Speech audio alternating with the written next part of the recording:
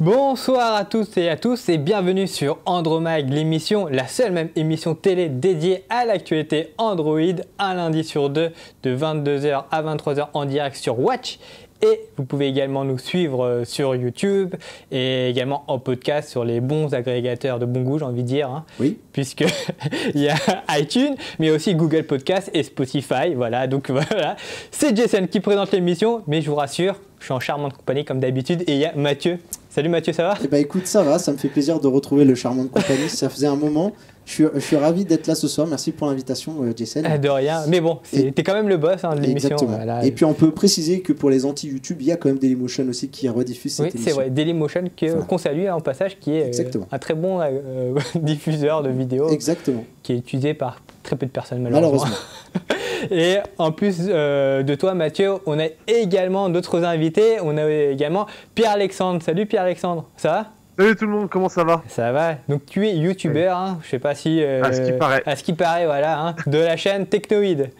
Technoïd FR, très Technoïd précisément. FR. Bah, tu peux nous parler un peu de ta chaîne pour celles et ceux qui viennent découvrir l'émission, voilà, qui ne connaîtraient pas l'émission. Voilà.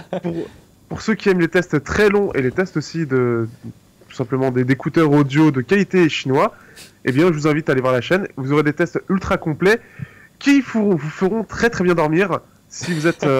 si vous aimez dormir le soir.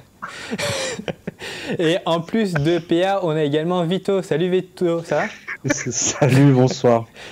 Bonsoir. Vito qui a envie de dormir lui aussi après avoir entendu PA. C'est l'intro de PA là. C'est l'intro de PA. T'es pas prêt là. Ouais, personne ne l'est à chaque fois. D'ailleurs, c'est pour ça. Mais Vito qui est lui aussi youtubeur. Alors, tu peux nous parler de ta chaîne, Vito ? Alors, moi, comparé à Pera, je ne fais pas d'ASMR, mais je propose des produits tech. Voilà, je fais des tests, des avis sur des smartphones et tous les produits tech. Voilà. Pour ceux qui ne comprendraient pas ce que c'est l'ASMR, si tu peux développer. Oui, l'ASMR, tu googles, j'ai envie de te dire. D'accord. Tu verras par toi-même, tu comprendras rapidement, c'est des trucs pour dormir. Exactement. Des bruits, ok, très bien. On peut rappeler aussi, pour aussi soutenir notre ami PA, que celui-ci a un Tipeee. Oui.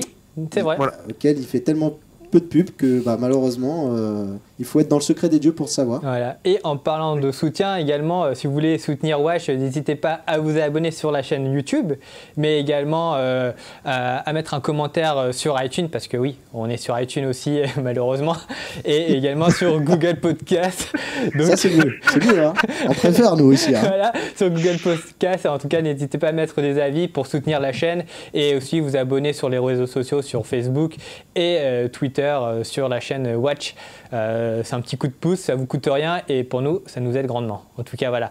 Donc Mathieu, on a une grosse émission, hein. On a une grosse émission avec entre guillemets, on va dire, elle est moins fournie que d'habitude, mais on a plein de choses à dire dessus. En termes de matos, on est moins fourni, mais en termes d'actu, pas mal. Tout d'abord, on va parler d'ailleurs du casque que j'ai ramené ici. On va passer au test, la partie test d'Andromag que vous aimez tant. Et là, on va commencer par ce casque, donc le Lenovo Mirage Solo, qui est un casque VR autonome. On va en revenir dessus. Vous allez voir qu'il y a un rapport avec Android et le monde de Google. On va parler également donc dans la minute innovation, dans la catégorie innovation, puisque Watch est la chaîne de l'innovation, il ne faut pas l'oublier. On a un débat sur l'arrivée, on va dire, de l'innovation, on va dire des écrans sur les smartphones. On sent que là, on est arrivé à une ère qui risque d'être intéressante à suivre, puisque les constructeurs se grattent bien la tête pour essayer de nous vendre leurs prochains smartphones qui vont arriver d'ici un an ou deux. Ensuite, on va parler donc des annonces, des news qui ont eu. On va essayer de finir ce fameux Tech October dont nous parlent les youtubeurs. Donc la tech au mois d'octobre qui était un petit peu complètement dingue. Et je peux vous dire qu'heureusement qu'il y a bien 2 émissions séparées. Une qui parle d'Apple parce que sinon on n'en aurait pas encore fini. Puisqu'on va parler des nouveaux arrivants, le OnePlus 6T et le Mi Mix 3. Tu peux montrer les boîtes, mais on n'a ni l'un ni l'autre sur le plateau. Au moins, on a tu vois, un Mi. Voilà, ça, le Mi, là, c'est plutôt le Mi de Mytho que de Mi Mix. Mais en gros, vous allez voir que on a ramené les modèles précédents, puisque pour illustrer ces nouveaux appareils qui arrivent, on sera pas très loin des anciens modèles qu'on a ici présents. Voilà Jason ce qu'on peut dire pour cette émission. Donc du coup je te propose qu'on démarre très vite. Allez.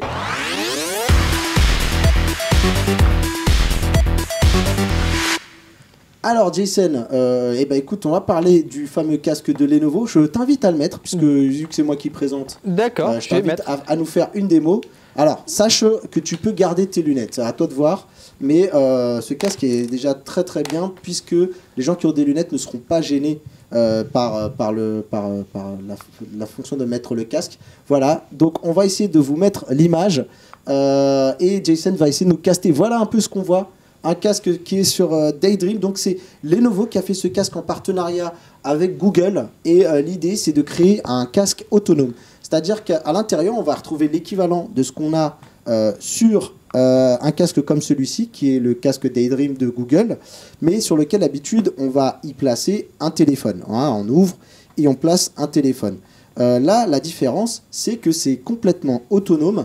Donc toute la technologie est déjà intégrée. Pas besoin d'avoir de fil aussi derrière. Exactement, tout est clé en main. Et donc c'est ça un petit peu l'avantage de ce casque. Et c'est pour ça qu'on appelle ces casques de réalité virtuelle autonome.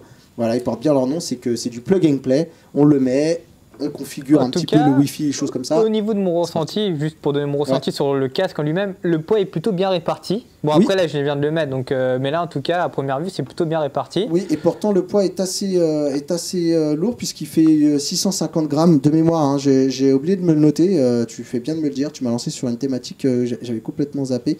Alors, c'est un casque qui est, on va dire, concurrent à celui de Facebook, qui a sorti l'Oculus Go, mais donc qui est légèrement plus cher, puisqu'il est à 400 €.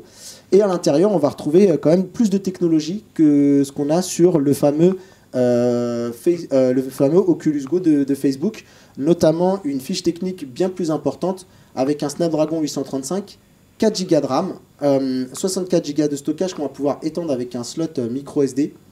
Et également, on va trouver 6 degrés de liberté sur le casque. Et avec les 2 caméras à l'avant, il va pouvoir vous détecter, on va dire, dans le monde réel. Donc du coup, si je me rapproche, est-ce que ça détecte ou pas? Attends, je me rapproche d'une table. Non, ouais, mais t'as pas le côté quadrillage, si tu veux, de la pièce. Mais par contre, si tu fais un pas, il le voit. Oui, Pierre-Alexandre. Je trouve que justement, ces 2 caméras lui font une très belle paire d'yeux. Voilà, exactement. Ils sont mieux que ses yeux en vrai, d'ailleurs. Je serais d'avis qu'il garde ce casque, moi. C'est très sexy. Alors, on va un petit peu parler, donc... Attendez, je suis à l'île Maurice. Alors, si t'as l'île Maurice, sache que personne ne voit ce que tu vois là pour l'instant. Il faudrait caster l'écran. Donc, si tu peux revenir au menu de démarrage et relancer le cast juste au-dessus, ça serait très très bien. Et en gros, moi je vais continuer. À l'intérieur, on a quoi? On a 2 lentilles Fresnel qui ont un taux de rafraîchissement de 75 Hz. Donc la fréquence d'affichage. C'est bien cassé ou pas ce que vous voyez? Oui, ça y est, on voit. Ça y est, c'est magnifique. Tout est casté. Voilà. Donc effectivement, là tu as lancé l'application qui est faite par la BBC qui nous emmène. Alors il faut que tu vises le petit animal que tu vois en bas et reste appuyé sur le bouton avec au-dessus encore sur le gros bouton. Voilà, et tu vas permettre de le suivre. Et voilà ce qu'on peut trouver. C'est magnifique. Alors là, ça s'est figé. J'espère que ça va revenir parce qu'effectivement, les conditions de tournage sont un peu compliquées puisqu'on a l'avantage aussi de pouvoir caster ce casque, c'est-à-dire diffuser l'image que Jason est en train de voir sur le casque via un Chromecast. Et ça, c'est plutôt pas mal. Et après, effectivement, on a des conditions de réseau qui sont un petit peu compliquées. Vous voyez mais là, on voit plus trop. On n'arrive plus à trouver là-dessus. Alors, ce qui est dommage, c'est que dans nos tests, ça a super bien marché. Et qu'on a mis tellement de temps à préparer tout ça que c'est un peu dommage. Donc, n'hésite pas à relancer le cast dans les menus si tu peux. Et en fait, donc, on va parler un petit peu de ce casque parce que moi, je l'ai testé pendant 2 jours. Et donc, ce casque qui tourne sur une plateforme qui s'appelle Daydream. Daydream, c'est donc la plateforme de Google, donc qui est réservée à la réalité virtuelle. Donc, on va retrouver Tiens, c'est bon, tu y es là. Si tu peux juste venir sur découvrir en bas à gauche. Attends. Ouais, là, parce que là, tu as décidé de nous montrer l'appli. Je sais que tu es devenu fan et elle est vraiment très très bien faite. Et là, voilà, c'est un petit peu l'univers qu'on retrouve. J'en perds mes écouteurs. C'est l'univers qu'on retrouve donc de Daydream. Donc voilà, c'est comme ça que ça se présente sur un environnement très nature. On voit que malgré qu'on est sur une plateforme mobile, je trouve que le rendu est plutôt chouette. Tu vois, on n'est pas sur des casques du type Oculus Rift ou HTC Vive. Donc on ne peut pas afficher peut-être autant de richesse graphique, mais mine de rien, je trouve que c'est très bien compensé par un univers un peu, voilà, comme ça, avec des formes. Oui, en cartoon un peu. Voilà, exactement, en univers un petit peu cartonné, voilà. Et du coup, c'est pas réaliste, mais ça rend très très bien. Et l'immersion, elle est plutôt totale. Je sais pas si tu es d'accord avec moi. Oui, c'est plutôt bien. En dessous, tu as la bibliothèque en dessous, donc c'est là où tu. Alors, tu as le Play Store, comme ça j'en profite pour montrer. Tu as le Play Store, tu as la bibliothèque et tu as la recherche. Première chose qui me dérange, on va arriver un petit peu sur les points négatifs, c'est que par exemple, tu vois, sur le Play Store, on a un gros souci, c'est qu'on n'a pas de recherche. Voilà, on tombe sur ces sélections de Google, mais à aucun moment, si on veut chercher une application soi-même, et il n'y a pas de commande vocale pour pouvoir le faire, alors normalement, tu as les commandes de Google Assistant, mais il n'y a pas moyen de faire de recherche, j'ai pas trouvé. Ok, d'accord. Pour avoir eu avec le Zenfone Air le même système, Mhm. c'est vrai qu'il n'y avait aucune recherche. Donc en fait, tu découvrais les applications, mais si tu en avais une précise que tu voulais reprendre, il fallait les chercher manuellement comme là. Exactement. Dommage, alors après, la manière de contourner ça, elle est simple, c'est qu'il faut aller sur le Play Store via un ordinateur, taper le nom de l'application, et une fois qu'elle apparaît, quand vous mettez installer, il y a la liste de vos appareils qui apparaissent. Du coup, vous pouvez demander à ce qu'ils s'installent sur le casque. Il y a cette manière de contournement, mais je trouve que c'est pour moi limite une faute grave quand même de Google quand même en termes d'ergonomie, ça casse le délire. Et autre chose aussi, alors ça s'est réfugié Jason, n'hésite pas à relancer le cast si tu peux. Et en fait l'autre gros souci, c'est que quand tu veux découvrir donc des applications qui te suggèrent, si tu vas dans une fiche d'application, eh ben t'as pas de vidéo pour pouvoir avoir un aperçu. Là où sur donc le Gear VR et l'Oculus Go, donc les concurrents qui sont Facebook et le Gear VR, c'est Samsung et Facebook qui partagent l'environnement Oculus puisqu'ils ont un partenariat ensemble. C'est beaucoup mieux fait en fait. On a une meilleure visibilité sur ce qu'on peut trouver sur ce store. Est-ce que tu peux me confirmer là on est bon. Que c'est bon, là on est bon, magnifique. Donc du coup, ce que je te propose, c'est de relancer peut-être une petite application dans la bibliothèque. Alors, faut savoir que ce casque, il est quand même de très grande qualité, je trouve, dans sa fabrication. Il rappelle pour certains, lui font le procès qui ressemble beaucoup quand même au PSVR dans son design. Après, je trouve que c'est dommage puisqu'à l'intérieur, ils ont mis un écran de 5,5 pouces en QHD. Et je regrette que celui-ci soit en LCD et non pas en OLED. Parce que si tu regardes bien un peu, Jason, tu as dû remarquer, les noirs sont un peu blancs en fait. Oui, c'est un peu gris. Voilà, c'est un peu gris. On n'a pas des couleurs super vives, même si dans les environnements colorés, ça passe. Ça, c'est dommage, mais je pense que c'était pour une question de coût. Après, bon, c'est pas en soi si choquant que ça. Je veux dire, quand je disais que c'est un peu gris, c'est pas non plus flagrant comme si c'était du gris, ça reste du noir, mais c'est pas du noir profond comme non, de voilà, l'OLED, exactement. Exactement. Après, l'autre chose aussi qui me dérange un petit peu, c'est que, on a vraiment, en fait, ce qui pénalise ce casque avant tout, c'est d'une part la plateforme, donc Google Daydream qui manque cruellement de maturité et on sent que Google, il se fatigue pas trop pour vraiment mettre en avant cette plateforme et je trouve ça bien surtout dommage. Que la techno, enfin Google Daydream, ils l'ont présenté il y a un petit moment, c'est pas comme si c'était tout nouveau. Exactement. En fait, le truc c'est que justement, moi j'ai testé sur le Zenfone Air il y a un an de ça. Oui, c'est un an de ça et ça n'a pas du tout évolué, c'est exactement la même interface, il n'y a pas eu de nouveauté. En fait, il y a Samy qui vient d'arriver. Et on entend le rire de Samy. Voilà, et ça se trouve, ils arrivent jusqu'à nos micros, les rires, donc vous entendez peut-être les fous rires de Samy. En tout cas, Samy qui se marre, je pense qu'il se marre de ma tête. Je dois avoir une tête vachement ridicule. Donc n'hésitez pas à interagir avec nous sur Twitter si vous trouvez que j'ai une tête ridicule. Voilà, exactement. Malheureusement, l'émission n'est pas en direct, mais promis, on lira donc vos commentaires. Jason, on a encore perdu le casque. Le cast, pardon. Alors ensuite, l'autre gros point faible, c'est aussi pour moi la télécommande qui est un peu trop simpliste. Elle ressemble beaucoup à celle donc, du casque de Daydream. On sent que d'ailleurs... on a l'impression que Google leur a filé les plans de cette manette-là. Je pense que une gâchette. Ils ont dû, ils se sont basés sur la technologie de Daydream vu que c'était alors c'est en partenariat, mais je trouve qu'il y a un décalage entre ce qu'ils ont essayé de faire sur le casque VR, qui est vraiment de qualité, vraiment avec les 6 degrés de liberté, et donc ils ont développé une technologie avec Google. Google a développé ce qu'on appelle WorldSense, qui est cette fameuse techno qui permet d'être visible dans l'environnement, enfin de pouvoir se mouvoir dans l'environnement virtuel. Mais encore une fois, il y a très peu d'applications qui utilisent WorldSense. Et du coup, on va pas pouvoir trop utiliser cette techno de déplacement. Et en plus, vous faites 2 pas, 3 pas, et en fait, le casque vous envoie un message pour vous dire de revenir vers l'expérience. Donc ça, c'est vraiment dommage. Et je pense que pour moi, il lui faudrait plutôt 2 contrôleurs au lieu d'un seul. Il faudrait 2 manettes parce que ça casse l'immersion dans la VR. Donc voilà, pour 399 €, disons que le casque en lui-même, il pourrait justifier ce prix. Donc pour écouter le son, j'ai oublié de le dire, mais il y a un jack 3.5. Donc soit vous mettez des écouteurs Bluetooth, soit vous mettez un casque jack. Mais en gros, quand on voit tout le travail qui a été fait par Lenovo, je trouve que même s'il y a des améliorations à avoir, type écran 5,5 pouces OLED, ça serait beaucoup mieux qu'un LCD. Ne serait-ce que pour avoir des couleurs un peu plus vives, pour être un peu plus dedans. Mais 399 € pour ce que propose pour le moment Daydream, c'est un peu trop juste à mon goût. Donc du coup, c'est vrai que c'est en vraiment termes pour les d'application, c'est un peu limité. c'est vraiment pour les early adopters pour moi en fait, ce casque en fait.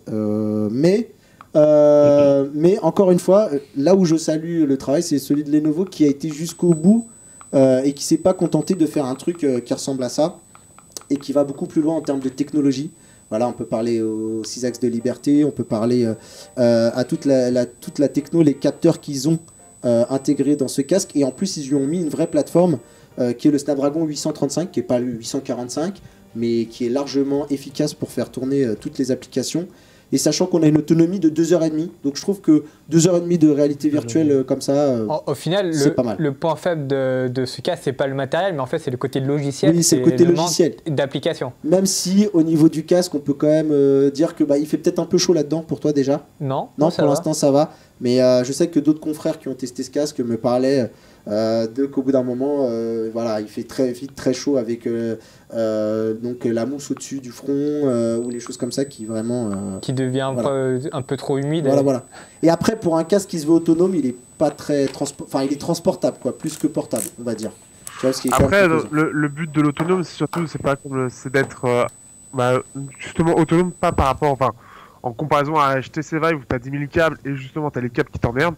Ici, tu peux le mettre dans n'importe quelle pièce en soi et faire de la VR dans n'importe quelle pièce de ta maison. Oui. Et ne pas avoir de câble derrière. C'est vrai que c'est moins pour... tu peux l'emmener en vacances, mais voilà, faut prévoir une place conséquente dans ta valise, quoi. Vito, on t'a pas entendu sur le sujet, c'est un truc qui te botte ou pas du tout? T'es complètement hermétique à ça? Pas du tout. D'accord. Ça ne me fait rien du tout et autant l'AR, j'y vois un intérêt... je peux y voir un certain intérêt, mais la VR comme ça, j'ai regardé des tests sur ce produit parce que je trouvais que l'idée était intéressante, justement le côté autonome.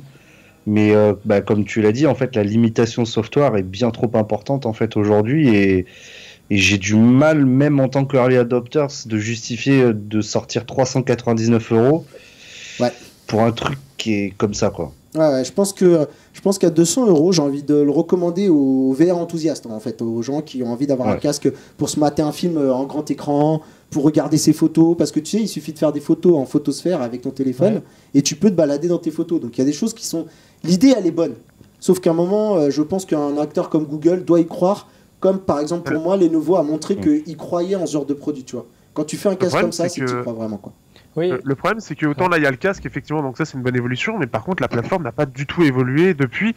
On en resté à Google Daydream V1, et il n'y a pas de V2 qui arrive, il n'y a pas d'évolution. La télécommande, c'est vrai qu'elle est très basique, et ce qui fait que c'est un vrai problème, en fait. Tu vois, pour donner... Coup, effectivement, quand tu montres la démo là, c'est bien. En fait, il y a des nouvelles applications, à la limite, mais c'est tout. L'interface n'a pas du tout évolué, et elle reste encore assez rigide et trop limité en termes de fonctions. Après, ça, tu l'as dit, notamment la recherche. Je pense que c'est un peu le poisson qui se mord la queue. Les développeurs vont pas vouloir mettre des ressources pour développer des applications VR s'il n'y a pas des utilisateurs de casques VR. Et le problème, c'est que les utilisateurs de casques VR vont pas acheter de casques VR s'il n'y a pas d'applications qui sont disponibles. Il y en a.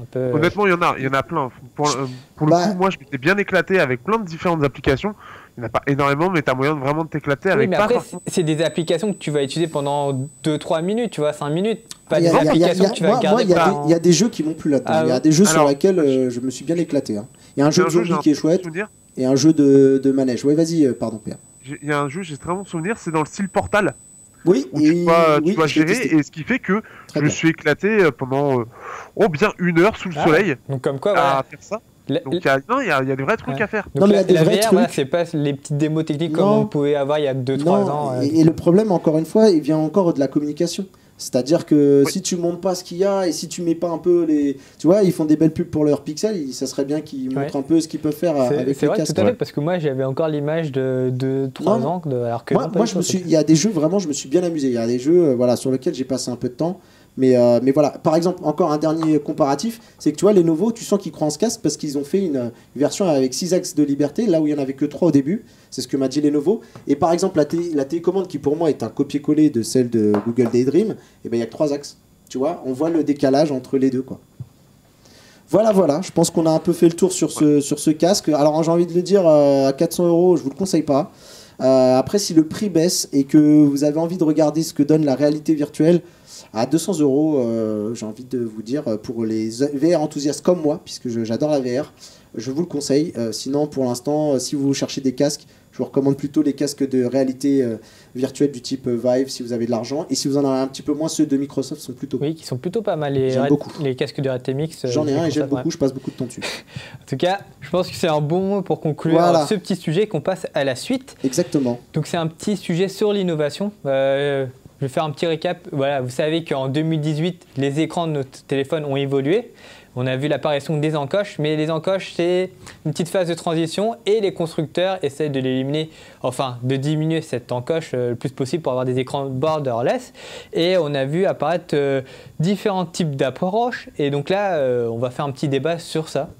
Donc sur les différents types de technologies qui existent. Donc on a d'abord eu Au niveau des nouveautés Oui, des voilà. écrans, des écrans. on peut parler des... Alors, je sais pas dans quel ordre tu as mis nos images, si tu Là, te on a vu le souviens. Galaxy A8s. Non, ça on l'avait pas mis en premier. Alors, je celui-là, crois. on l'avait pas mis, malheureusement, mais nous, on avait en tête notamment le Nubia. Alors, je sais pas si c'est lui que tu as mis en premier. Non, mais bon, Belgique pourra Ah peut-être oui, le retrouver. En tout cas, Et le à la Nubia, limite, sinon, on a l'autre aussi qui était Le Royal. le Oppo R19. aussi. Mais c'était un concept, non? Donc, le Oppo R19, pour l'instant, c'est ce qui risque d'être annoncé. D'ailleurs, c'est Donc, encore ouais. en phase de rumeur. C'est Mais- alors, Vas-y, dis-nous. c'est notamment, on le voit notamment, j'en avais parlé dans mon live la semaine dernière. C'est déjà Samsung qui a fait une petite conférence par rapport à ça et notamment va annoncer en Chine, en tout cas en train de teaser fortement là-dessus, sur le Galaxy A8s avec ce même design justement où on aurait juste un trou pour une caméra. Après, il faudra voir le fonctionnement, mais c'est là-dessus que Samsung veut avancer et peut-être Oppo aussi, ce qui est très Donc, probable. c'est pour les un milieux de gamme. smartphone avec tout un écran et on voit Voilà. un tout petit trou. Comment Voilà, faire en sorte que les voilà. constructeurs leur approchent pour avoir des écrans bord à bord, vraiment bord à bord, en essayant de limiter l'impact de l'encoche. Là, par exemple, il y a une des solutions proposées par Samsung et Oppo, c'est d'enlever la démarcation de l'encoche et mettre juste un petit trou pour le capteur Voilà. photo, par exemple, comme ici, comme tu l'as expliqué, Pierre-Alexandre. Alors par contre, moi, ce que j'avais vu au niveau... Donc là, on a un visuel du Oppo R19. Là, moi, ce que j'avais plutôt entendu sur la fameuse conférence de presse qu'il y avait eu à Shenzhen de la part de Samsung Display, c'est qu'on partait sur le principe de carrément effacer les capteurs et de les faire glisser sous l'écran. Alors ce serait notamment les capteurs de proximité qui seraient sous l'écran et invisibles, le capteur d'empreinte, il y a aussi tout le son en fait qui peut être passé sous l'écran, en tout cas qui pourrait utiliser l'écran pour faire passer le son, et même là le lecteur d'empreinte c'est un capteur photo qui est sous l'écran en fait, on peut le voir avec, c'était lequel déjà, le Mate 20 Pro, où justement c'est ça en fait, c'est un capteur photo qui est sous l'écran et qui va capter l'empreinte. Ouais, effectivement. Et Vito, toi, t'en penses quoi de tout ça? Non, parce que je vois Vito qui est comme ça. J'ai beaucoup aimé que... Non, j'écoute. Vito, il en prends dit les comment infos. Non, j'écoute toujours. J'ai une phase d'écoute et ensuite je... l'analyse. Non, mais bon, comme vous l'avez justement dit, l'encoche est de toute façon une phase de transition. Je pense qu'il y a des propositions qui sont faites en ce moment. Après, sur l'histoire de justement la suppression de l'encoche, je pense qu'en effet, bah, ça va passer sous l'écran. Je pense qu'on va y venir rapidement. Mais j'avoue, là sur la vision de ce que va être le smartphone de demain, j'ai un peu du mal en fait. J'ai un peu l'impression qu'on va quand même rester sur des encoches pour le cœur du milieu de gamme des smartphones et que seuls les hauts de gamme vraiment vont nous proposer ça parce qu'à mon avis les coûts vont augmenter, je pense. Et voilà, je sais pas. Après, il y a les sliders et tout ça, mais je pense que vous allez y Exactement. venir. Bah, non, mais tu fais bien de le dire. Hein. Tu peux nous parler un peu du Oppo Find X et du Vivo Nex S. C'est quoi? Ouais. C'est le principe, c'est de planquer les Le capteurs. principe, c'est quoi? C'est qu'en gros, tu veux un écran 100% sans bord, donc, enfin presque, on va dire. Et en gros, eux, ce qu'ils se sont dit, c'est on ne peut pas cacher la caméra encore, donc on veut toujours une caméra. Et donc on met en place un système mécanique automatisé qui va permettre de faire sortir ta caméra en fait. Et donc moi j'ai eu le Oppo Find X, eux ils sont vraiment allés au bout du truc, c'est-à-dire qu'ils ont vraiment fait toute la partie supérieure qui va venir entrer et sortir. Ça donne un produit vraiment, pour le coup vraiment futuriste en fait, ça fait vraiment futuriste. Le Vivo Nex pour le coup c'est juste la caméra frontale, donc tu gardes quand même cet aspect arrière très proche des smartphones actuels. Le problème de ces technos, c'est qu'au final, tu as quand même une partie mécanique. Je pense que c'est quelque chose qui peut pas se démocratiser, qui peut peut-être se répandre un peu, mais ça restera... Le grand public, je pense, sera toujours un petit peu frileux à l'idée d'acheter un téléphone avec un système mécanique comme ça. Et après, on a vu des acteurs penser au même système et de manière manuelle. Par exemple, on en reparlera juste après pour le Mix. Ouais, mais tu vois, ce qui m'embête un peu... c'est que là-dedans, je vois pas d'innovation en fait. C'est-à-dire que tu parlais des sliders, pour moi c'est plus un pas en arrière. On revient à quelque chose qui existait déjà en fait. Et moi ce que j'attends c'est vraiment un truc qui n'existe pas, tu vois. Et pour le coup les capteurs sous l'écran, ça c'est peut-être un truc plus intéressant. Mais justement, mais à voir. En termes d'innovation, justement si tu t'attends de l'innovation, par exemple il y a Nubia qui propose une autre approche où justement tu n'as pas un téléphone coulissant, mais tu as tout simplement un deuxième écran qui est à l'arrière du smartphone. Donc avec le nouveau Nubia, ouais. Voilà, qu'on peut voir ici moi, j'ai en envie de vidéo. dire, c'est pas très innovant parce qu'on l'a déjà vu, il y avait les Yotaphones avec un écran II, mais là du coup c'est pas un Odo. écran Ink, c'est un écran OLED, et aussi tu avais Meizu avec le MX7 Pro. Le Mix 7 Pro, oula, non c'est le Pro 7. Le Pro 7, pardon. Le Pro 7, le Pro 7 effectivement, qui était pour le coup une bonne idée, mais malheureusement très mal exploitée, mais qui était effectivement une excellente idée et ça marchait très bien d'ailleurs. C'était vraiment une très bonne idée, je trouve. Pour moi, c'est malheureusement je trouvais qu'ils allaient pas au bout du concept. Là où ce qu'on voit avec Nubia, ça va beaucoup plus loin. Oui. C'est-à-dire que on te met carrément un deuxième écran. Alors que donc, du coup, tu l'écran règles du Meizu était trop petit, voilà. Déjà on pouvait rien voir en fait. Et là du coup tu règles ton problème de caméra frontale, puisque du coup il suffit de tourner simplement le téléphone et puis tu prends ta photo avec l'écran le secondaire.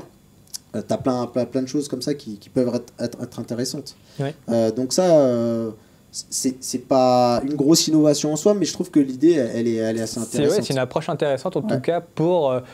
En tout cas, pallier à la présence de l'encoche, essayer de l'éliminer et de proposer un téléphone vraiment bord à bord. Et en plus de cela, il y a par exemple aussi l'arrivée des téléphones... alors voilà, si on veut donner... Fais rêver Vito, fais rêver nos téléspectateurs. Et ça y est. L'autre possibilité, qui est vraiment dans le turfu, mais présent, tu vois, ça y est, les téléphones pliables, puisqu'il y a déjà eu un téléphone pliable qui a été annoncé en Chine. Et qui est officiel, enfin. Oui, qu'on peut acheter. Bon, c'est un prototype qu'on peut acheter. C'est un développeur produit. C'est au-delà du... Enfin, c'est un proto, mais qui est déjà à destination des développeurs pour voir ce qu'ils peuvent en faire.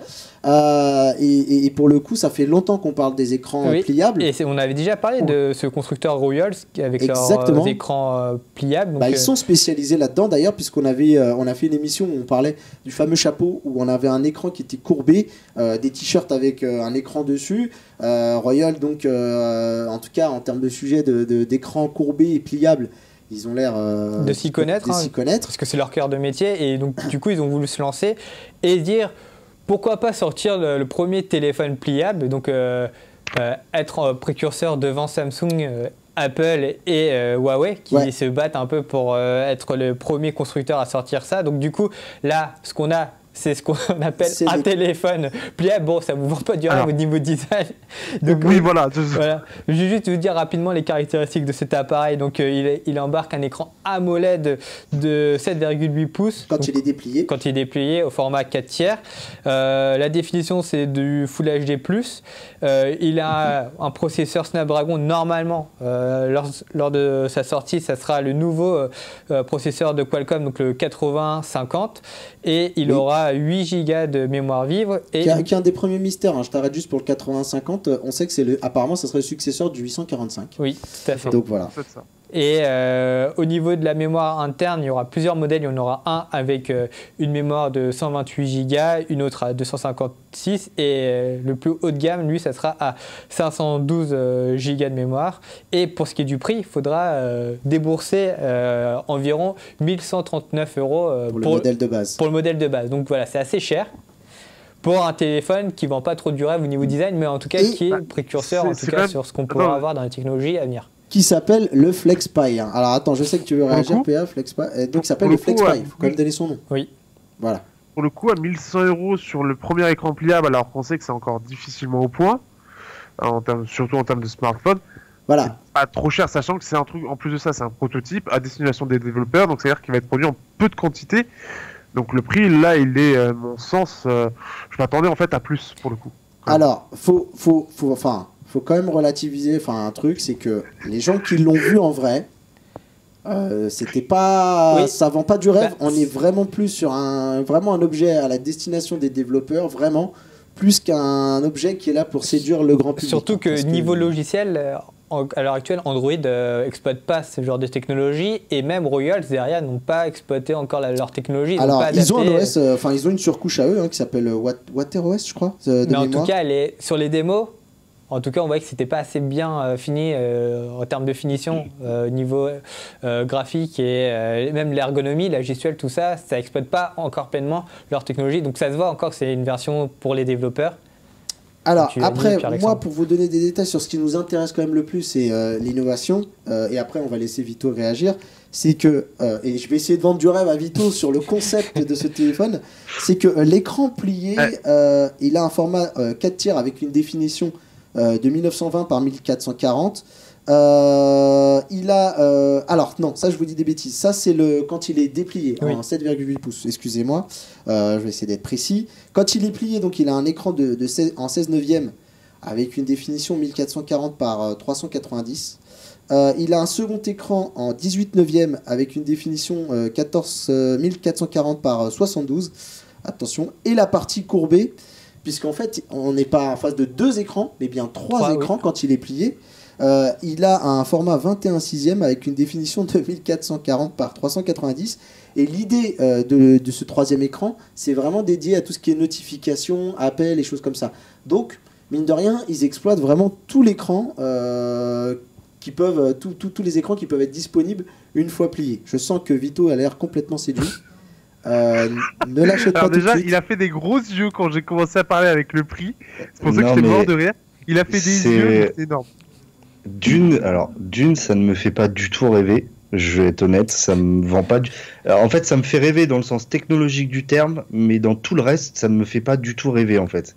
Et il y a surtout une question que je me pose, c'est... on parle d'un smartphone, là, ou d'une tablette, ou d'un PC, ou on parle de quoi, en fait? Parce que le produit que je vois pas spécialement un téléphone. C'est-à-dire que je me vois pas avoir un truc pliable comme ça, avec les contraintes qu'on connaît, les contraintes quotidiennes d'un smartphone. Honnêtement, j'ai toujours du mal à voir où on va avec ce genre de produit pliable, même si technologiquement c'est des vraies prouesses, ça c'est clair, ça il n'y a pas de souci. Mais je vois pas où Mais on va avec ça. Tu vois, ça peut être par exemple une réponse aux téléphones bord à bord, vraiment avec un écran bord à bord, puisque là on aurait un téléphone pliable, tu le retournerais. Là du coup, tu aurais toute la surface avant du téléphone qui serait recouverte par l'écran et les capteurs, par exemple, pour être de l'autre côté du téléphone et ne te gênerait pas, par exemple, tu n'aurais pas d'encoche, de vilaine encoche à la surface avant. Et après, tu pourrais transformer ton téléphone pour avoir une plus grande surface d'affichage, pour l'utiliser par exemple comme tablette quand tu es dans les transports en commun, si tu veux lire un article ou pour, par exemple, simplement jouer. Pour Regarder le une vidéo. coup, pour le coup, c'était Samsung qui le vendait très bien déjà, parce que c'était en 2012 quand ils avaient annoncé le S3, et on avait en fait ce système un peu Galaxy Note où on avait effectivement le premier écran et quand on dépliait, on avait une tablette en fait qui était là, mais c'était déjà mieux que ce prototype-là en fait en termes de présentation. Ce qui est marrant, Et c'est ça que personne donnait ne se ce rappelle côté- de Sony en fait. Il y a Sony qui avait tenté un truc comme ça aussi, alors Ah qui avait oui. une frange au milieu. Hein. On n'était pas sur un écran pliable, c'était plutôt deux écrans, comme le Ah, tu ZTE. parles de la tablette P, c'est ça? Il me semble que c'était ça, et il y avait le ZTE Axon M aussi, dont ZTE. on Plus peut parler. récemment. Bon, qui montrait les prémices de ce que ça pouvait être un téléphone avec deux écrans. Alors après, pour répondre à Benji qui m'a chuchoté à l'oreille, qui m'a demandé si c'était un sandwich, non, c'est un burritos, Benji. Donc voilà. Non, alors après, pour être sérieux 2 minutes, et pour que les gens comprennent bien, on est tous pas du tout, je pense, emballés par ce FlexPipe, parce que on sent que là, l'idée, c'était de balancer le premier téléphone pliable et de s'amener un bon coup de projecteur. Et pour le coup, c'est réussi puisqu'on en parle. Je pense que les Samsung, LG et Huawei sont en train de travailler sur un produit comme ça. On a beaucoup plus de certitude sur un Samsung qui travaille dessus, qui serait Oui. un nouveau téléphone qui arriverait d'ici peu. Et moi, j'en suis en tout cas persuadé, et je le souhaite pour Samsung, qui n'arrive pas avec ce type de produit. Parce que là, c'est le bid assuré. Oui, surtout que... Par contre, moi, je suis client du téléphone qui se transforme en tablette. Pour le coup, moi, Surtout je que suis d'après certaines rumeurs, Samsung collaborait également avec Google pour développer l'OS Android dans le sens pour vraiment exploiter ce genre de technologie. Ouais, Vito, tu voulais dire Ouais, il y a quelque chose. juste un petit truc aussi. Alors, je pense que c'est surtout ça qui me dérange. C'est que moi, quand j'achète un téléphone, un des critères pour lequel j'achète, c'est le design du produit. Et en fait, là, ce que j'ai peur, mais ça, c'est mon cas perso, en tout cas, c'est mon cas perso, je parle. Avec ce genre de produit, je vois pas où je vais retrouver justement qu'est-ce qui va différencier en fait mon smartphone pliable d'un autre en fait. Enfin, je sais pas. En fait, c'est pas que j'y crois pas, c'est juste je suis très sceptique en fait à l'instant T, je suis très sceptique en fait. Pour le coup, mais est-ce que tu te rappelles du concept qu'avait présenté Samsung, qui gardait en fait ce côté design, puisque on avait l'écran, le plus grand écran, qui était à l'intérieur, et en fait, tu avais toujours le dos qui était un dos de smartphone classique. Et ce qui fait qu'en fait, vraiment, t'as 2 écrans. T'as l'écran principal comme si t'avais ton smartphone, et après, ça faisait un peu comme, non, c'est même pas comme l'Axon Lens. En fait, t'as l'écran de smartphone, et après à l'intérieur, t'as ton grand écran qui est présent et qui permet de Moi, faire j'avoue, une je me rappelle tablette. pas Et de au ce dos. téléphone. C'est bien un concept vidéo de ce que Samsung espérait Ah, tu avoir dans parlais le futur. Oui, d'un concept, oui. hein, on est d'accord. Du concept de c'est un 2012. concept. Très bien, je vois mieux. C'est un concept de 2012, mais en termes Ouais, de mais design, mais tu vois, même ce concept m'a jamais fait rêver en fait. J'ai vraiment, alors, le jour où un constructeur va arriver, comme l'a dit Mathieu, Samsung, vraiment ils arrivent avec un truc abouti qui vraiment est capable de me vendre du rêve. Ouais, là je serai le premier. Mais là, pour l'instant, ça me fait juste me dire, mais ça m'intéresse pas. En tout cas, les propositions actuelles, d'autant plus celle-là de ce constructeur que j'oublie tout le temps le nom, qui est chinois là. C'est même pas que ça me vend pas du rêve, c'est que C'est Royal. je vois rien à récupérer dessus quoi. À part l'écran pliable, mais tout le reste, pour moi, ça n'a pas de sens. Il y a des bordures énormes partout. Il y a les caméras qui sont pas intégrées. Oui, en fait, le seul travail ingénierie que tu as derrière ça, c'est l'écran pliable. Alors Benji Alors nous corrige, qu'aujourd'hui- il nous dit que c'est américain. Alors moi, comme j'ai vu partout que c'était marqué Chine, Ah, pardon. ce sera américain. Après, Avec des investisseurs chinois. après, donc il ce faut serait dire américain. que pour le FlexPi, Ouais. c'est un prototype, c'est un device prototype, donc du coup... Non, mais en plus, voilà, ils débarquent de nulle part ces gens-là. C'est-à-dire qu'ils faire des écrans pliables, ils savent faire, mais après, c'est pas des mecs qui font des smartphones en fait derrière. Donc Oui. ils ont tout à apprendre. Ouais. En Encore tout une cas- fois, l'idée c'était d'être le j'ai premier. bien marqué le chinois Royal. Mais en tout cas, voilà, Ouais, bah pareil aussi, j'ai ce doute là aussi également. ils ont un certain savoir-faire sur les écrans et sortir un appareil de ce genre-là, c'est pas non plus à porter à toutes les mains pour un constructeur et ça peut augurer des bonnes choses pour la prochaine génération s'ils arrivent à mieux finir leur concept en tout cas. Alors du coup, pour faire un petit peu le point tous ensemble les amis sur le smartphone, un peu l'innovation du futur, pour toi, alors on va dire la team peut-être, je sais pas toi Jason tu vas nous dire, mais Pierre, Alexandre et moi qui sommes pour des smartphones qu'on pourrait plier, qu'on met dans une poche, qui Et sans sont tout encoche. petits, Bah, sans encoche, mais nous on a toujours été team sans encoche, malheureusement. Tu vois, j'ai un Pixel, ça me fait toujours aussi mal avec le Pixel 3 XL. Mais en gros, on voudrait un téléphone qui soit petit à prendre en main et qu'on puisse ouvrir à avoir une tablette de 8, voire même 10 pouces. Soyons fous dans le futur. Et toi, Jason, de ton côté, c'est quelque chose qui te plairait d'avoir un grand écran? Oui, voilà, c'est ça, qui est un téléphone, enfin un appareil qui pourrait correspondre à plusieurs utilisations types. Voilà, par exemple, quand tu es dans les transports en commun, tu peux l'agrandir pour pouvoir profiter d'un média, d'une vidéo par exemple, pour avoir une plus grande surface d'affichage, ou quand tu as besoin de passer un coup de fil, pas avoir une grosse tablette sur ton oreille, mais avoir un appareil plus petit. Et pour répondre à Vito, tu serais prêt donc à sacrifier, parce que là aussi la question de Vito elle est légitime. L'épaisseur et le design. Et le design. Notamment. Alors pour moi, j'ai l'impression qu'aujourd'hui les téléphones, malheureusement, ils se ressemblent déjà un peu tous.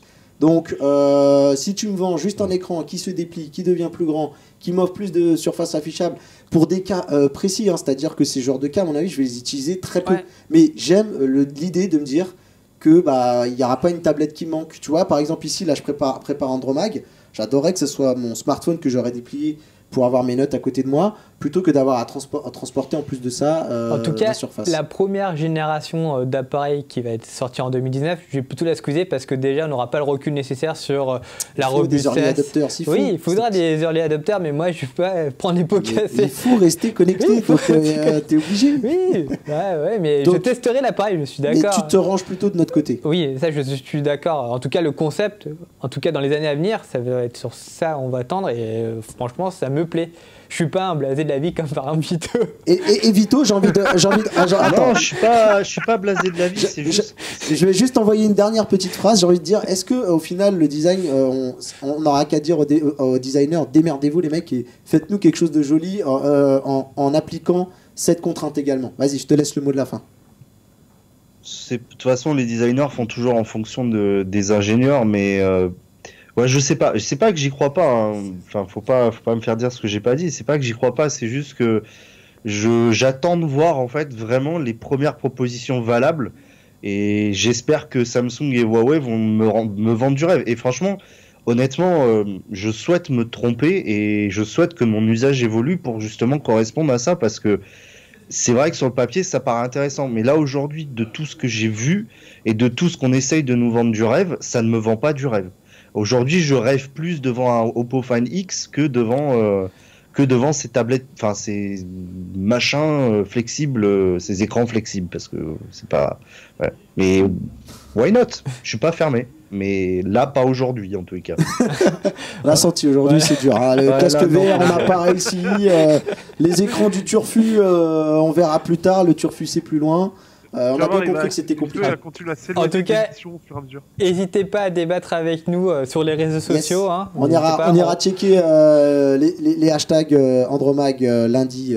Voilà. Donc, et même sur YouTube, on répondra à vos commentaires. Exactement. Et on vous transmettra les messages à Vito qui fera une joie de vous répondre, en tout cas, je pense. Voilà. Et débattre avec vous, hein, parce que Vito, il aime bien débattre avec les gens de manière intelligente. Hein.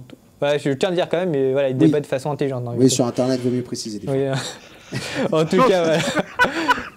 Voilà. Je pense qu'on a bien fait le tour du sujet, les amis, et qu'on va passer à la suite. On va parler des news. Des news, oui, voilà. Je te propose qu'on fasse un petit break. Ouais, rapide. Tout à fait, Mathieu.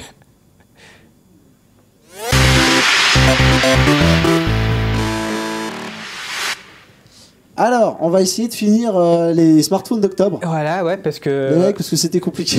Il y a eu plein d'annonces durant le mois d'octobre, et là, j'espère que ça va se finir. De toute façon, le mois d'octobre est fini. Donc on commence par qui, là, donc?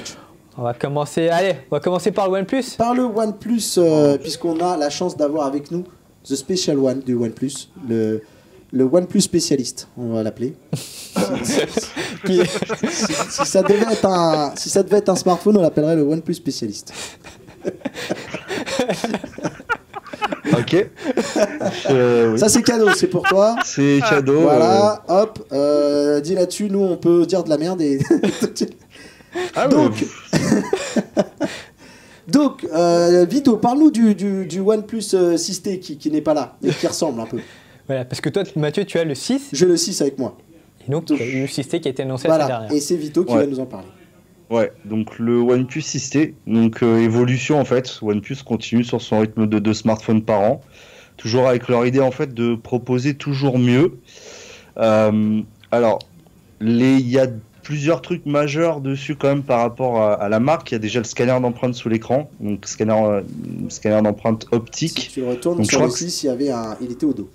Voilà, c'est ça. Donc, ce qui fait que tu n'as plus de scanner d'empreinte au dos, hein, forcément. Exactement. Donc, ça fait un design plus propre. On est sur la bande-annonce. Vas-y, dis-nous tout. Continue. Ouais, donc tu as 3700 mAh de batterie. Donc là, c'est un gros bump. Par rapport au 6, c'était combien par exemple 3003. Ok. 3003. Donc là, on gagne 400 mAh. Donc là, niveau autonomie, les premiers retours sont plutôt positifs. Moi, je vois sur mon OnePlus 6, j'ai pas vraiment de problème d'autonomie. Donc je me dis sur celui-là, ça doit être plutôt pas mal. L'écran aussi, ils ont augmenté en taille. C'est 6,40. Ouais, c'est 40 ça, et des brouettes. 6,4. Donc avec le fameux water drop notch, donc l'encoche en forme de goutte d'eau. Mais après, le gabarit général du téléphone est légèrement plus grand, mais ça alors reste en fait, c'est la même chose. en fait, il est un chouïa plus grand, mais un chouïa moins large. C'est un chouïa quoi. Et ils ont réduit aussi le menton, ça c'est surprenant. Donc maintenant, tu as un menton équivalent à celui du Oppo Find X. Donc ça c'est plutôt stylé. Donc là, on voit que OnePlus, comme tout, à chaque itération, ils font de l'optimisation. Ils améliorent peu à peu leurs produits et on se retrouve au final encore avec un super bon téléphone, je trouve, soigné et il n'y a pas grand chose à dire en fait. C'est un OnePlus, c'est encore un produit. Moi, j'ai pas eu pendant très longtemps, mais c'est un OnePlus quoi. On n'est jamais surpris. Le dos est toujours en verre, pardon, Vito. Ouais, t'as toujours t'as la finition que t'as là, donc en mirror black, et t'as aussi le midnight black, donc le mat, c'est le verre matifié. D'accord, ce qui est bien. Voilà. Et niveau tarif, tu commences alors nouveauté, donc il commence à 559 €, sauf que maintenant tu es directement 128 Go de stockage interne jusqu'à 639 €, où là tu as 256. Ah oui. Donc déjà le modèle de base est largement suffisant pour le stockage. Voilà, c'est ça. Je sais pas si on l'a dit, mais il arrive directement avec Android Pie. Yes, et ça c'est une première aussi, parce qu'en général l'été arrive toujours avec la même version d'Android que celui sorti en début d'année. Et je remercie OnePlus qui a déjà mis à jour le OnePlus 6 aussi, donc on a déjà Android Pie aussi dessus. Voilà, ils sortent un nouveau téléphone et un update arrive très vite derrière. D'ailleurs, en parlant de mise à jour, donc sur le 6T, tu as une nouvelle fonction photo qui s'appelle le mode Nightscape. Ouais. Que je sais pas si tu as reçu la mise à jour sur le tien, Mathieu, mais toujours pas, je crois pas. Il déploie au fur et à mesure, donc tu as ça qui est arrivé. Et franchement, je l'ai essayé, c'est vraiment propre. Alors, c'est un mode HDR++ en fait, mais pour prendre des photos vraiment dans le sombre et toujours avoir une qualité plutôt propre, c'est pas mal. Et on voit que OnePlus, c'est toujours un petit peu pas leur talon d'Achille, mais ils sont toujours un petit peu en deçà en termes de photos des gros flagships, que ça soit Samsung ou Huawei.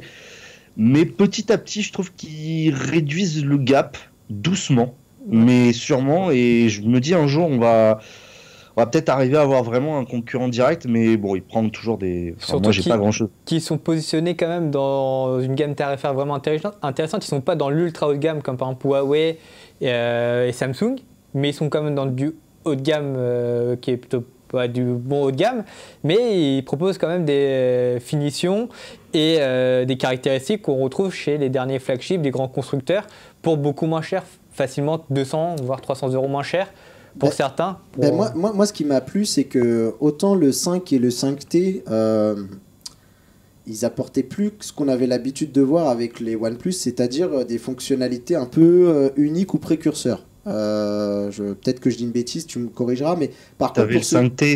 T'avais le 5T qui avait le Face Unlock quand même, qui était un des premiers. Voilà. Mais là, en tout cas, pas ouf. Ouais, là par contre, on retrouve plus de technologie embarquée comme le capteur d'empreinte sous l'écran.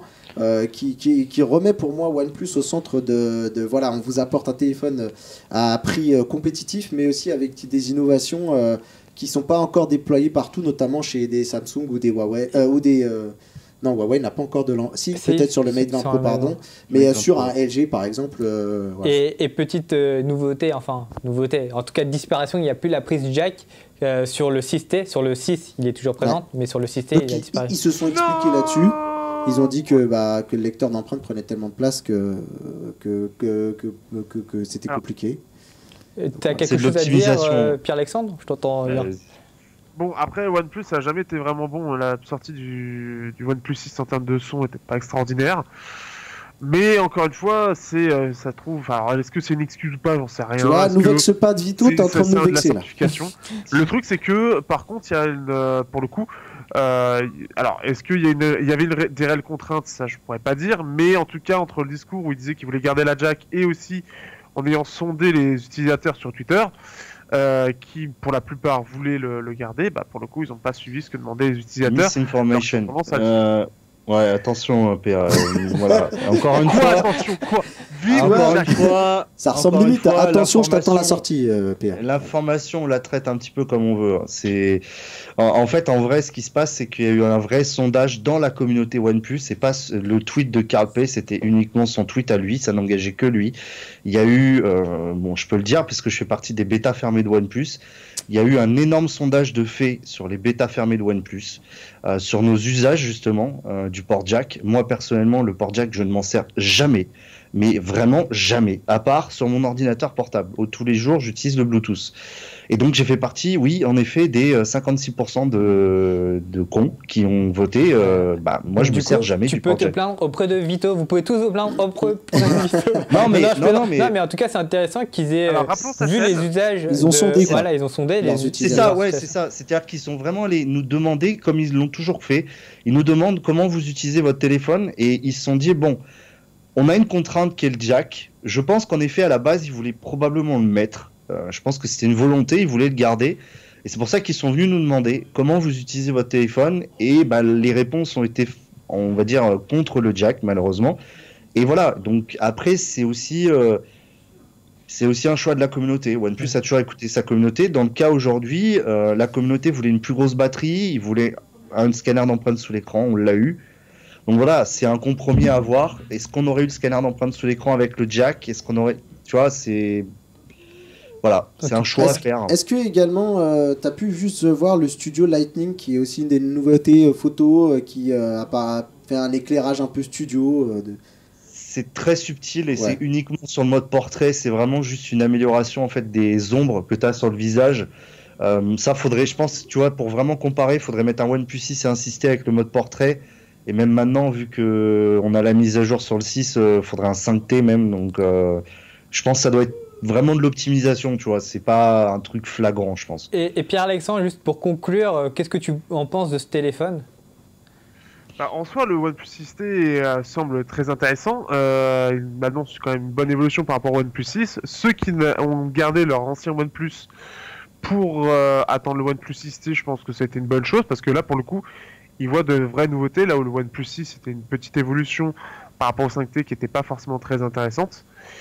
Après, je tiens quand même à rappeler, parce que j'ai eu beaucoup de retours comme ça, c'est pas parce que vous avez un OnePlus 6 qu'il faut acheter forcément le OnePlus 6T derrière. Non, surtout que toutes les nouveautés viendront via les mises à jour, ils ont été annoncés. Donc si vous avez un 6, gardez-le, quoi, ça sert à rien de...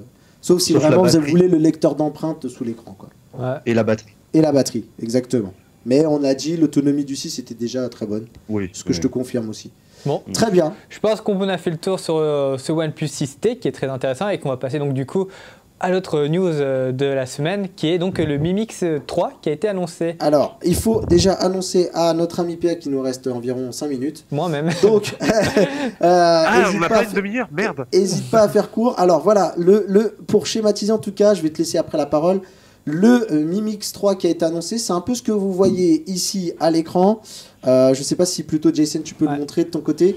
En gros, vous enlevez la barre qui est en dessous, puisqu'ils ont succombé au fameux slider dont parlait, donc au système coulissant manuel, comme le parlait Vito, pour cacher les caméras. Dis-nous tout alors sur cette annonce du Mi Mix 3. En fait, là, ce que tu montres en gros, c'est le Mix 2S, c'est ça? Exactement. D'accord, en gros, vous prenez un Mix 2S, vous faites du sans bord, vous mettez les caméras en haut, vous avez un slider manuel, ils ont préféré mettre un slider manuel, et vous avez le Mi Mix 3. Globalement, c'est ça, parce que tout le reste, c'est exactement la même chose. Exactement, même les caméras sont identiques.